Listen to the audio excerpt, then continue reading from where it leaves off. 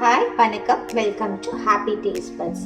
இன்னைக்கு நம்ம ஒரு ஸ்டார்டர் ரெசிபி பன்னீர் பெப்பர் ஃப்ரை எப்படி பண்ணுறதுன்னு பார்க்கலாம். இது ரொம்ப சிம்பிளான ரெசிபி அண்ட் இது பார்த்தீங்கன்னா ரொம்ப மினிமல் இன்க்ரீடியன்ஸோடையே நம்ம செஞ்சிடலாம். நான் ஒரு ஹோட்டலில் இது ரெகுலராக ஆர்டர் பண்ணி சாப்பிடுவேன். ஸோ அதோட ரெசிபி உங்கள்கிட்ட ஷேர் பண்ணலாம் அப்படின்னு சொல்லிட்டு அதுக்கு 200 கிராம்ஸ் ஆஃப் பன்னீரை இந்த மாதிரி க்யூபாக கட் பண்ணி எடுத்து வச்சுருக்கேன். பூண்டு நல்லா எவ்வளோ நிறைய போடுறோமோ அந்த அளவுக்கு நமக்கு ஃப்ளேவர் கிடைக்கும். ஸோ நான் ஒரு 15 பல்லு பூண்டு இங்கே தட்டி எடுத்து வச்சுருக்கேன் தோலோட. அதே மாதிரி கருவேப்பிலை, பெப்பர் பவுடர். இது மைதாவும் கார்ன்ஸ்டார்ச்சும் ஈக்குவல் ப்ரொபோர்ஷன். இதில் பார்த்தீங்கன்னா நான் 2.5 டேபிள் ஸ்பூன் மைதாவும் கார்ன்ஃப்ளவரும் எடுத்துகிட்டு ஒரு ஸ்லரி ரெடி பண்ணி வச்சுருக்கேன்.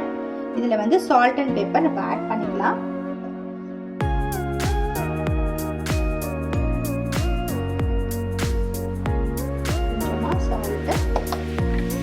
பெப்பர் பவுடர்லேருந்து கொஞ்சமாக இதில் சேர்த்துக்கலாம். லைட்டாக கலர்ஃபுல்லாக இருக்கிறதுக்கு ஒரு பிஞ்ச் ஆஃப் காஷ்மீரி சில்லி பவுடரை சேர்த்துக்கிறேன். இதை நல்லா மிக்ஸ் பண்ணிடுவோம். மிக்ஸ் பண்ணிவிட்டு பன்னீரை இதில் குக் பண்ணிவிட்டு டீப் ஃப்ரை பண்ணி எடுத்துக்கலாம். ஆயில் பார்த்தீங்கன்னா டீப் ஃப்ரை பண்ணுறதுக்கு நான் வச்சுட்டேன்.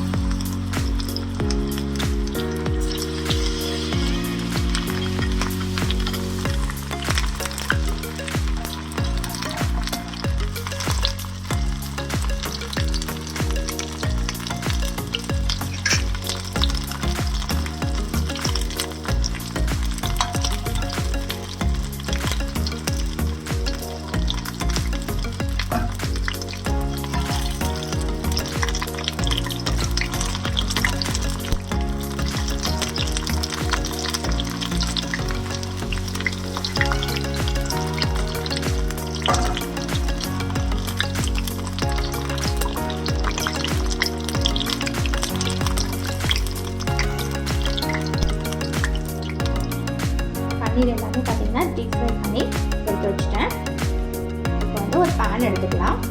பேனில் அதுலேருந்தே ஒரு டீஸ்பூன் அளவுக்கு ஆயில் ஊற்றியாச்சு. இது எதுக்குன்னா பூண்டை நல்லா வறுக்கிறதுக்கு கிறிஸ்பியாக பூண்டை சேர்த்துப்போம்.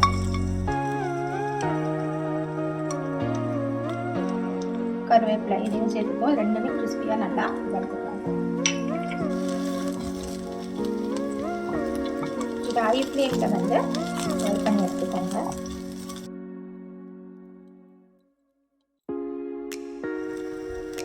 பார்த்தீங்கன்னா பூண்டும் கருவேப்பிலையும் நல்லா கிறிஸ்பியாக ரோஸ்ட் ஆகிடுச்சு. இந்த ஸ்டேஜில் நம்ம ஃப்ரை பண்ணி வச்ச பன்னீர் எல்லாமே ஆட் பண்ணிக்கலாம். ஃப்ளேம் ஹையில் தான் இருக்குது. ஜஸ்ட் டாஸ் பண்ணி தான் எடுக்க போகிறோம். நம்ம இப்போ ஆட் பண்ணிவிட்டு இதனால் ஒரு கொஞ்சமாக சால்ட் ஸ்ப்ரிங்கிள் பண்ணிக்கோங்க. பெப்பர் பவுடர் நம்ம காரத்துக்கு ஏற்ற மாதிரி. நான் இங்கே ஒரு 1/2 டீஸ்பூன் அளவுக்கு ஆட் பண்ணியிருக்கேன்.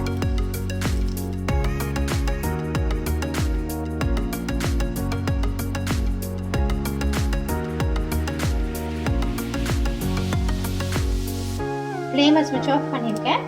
நம்ம பன்னீர் பெப்பர் ட்ரை சூப்பராக ரெடி ஆயிடுச்சு. நம்ம இப்போ இதை பிளேட் பண்ணிடலாம்.